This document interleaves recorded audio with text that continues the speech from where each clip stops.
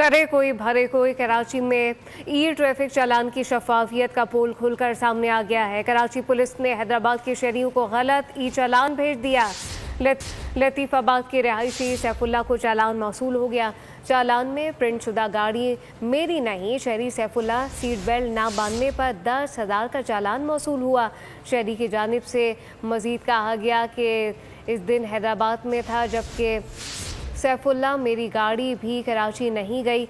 मजीद इस मुतालिक अपने नाज़रीन को बताएं कि कराची पुलिस ने हैदराबाद के शहरी को ये चालान किया। लतीफाबाद के रहायशी सैफुल्लाह को चालान मौसूल हो गया। मजीद क्या तफसीलात हैं, इरफान आराई से जानते हैं।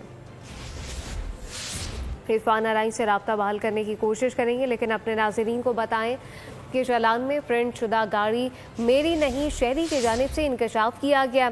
सीट बेल्ट ना बांधने पर 10,000 का चालान मौसूल हुआ। सैफुल्लाह ये शहरी है जिसकी जानिब से ये बताया गया है, जबकि जिस तारीख का चालान है इस दिन में हैदराबाद में मौजूद था। तफसीलात इरफान आराई से जानते हैं। बाद में ई चालान मौसूल हुआ है शहरी को, और वो शहरी परेशान है कि वो कराची गए नहीं है, मगर उनका चालान हो गया है और उन्हें जो है ट्रैफिक पुलिस की जानिब से बजरिया डाक ये चालान मौसूल हुआ है।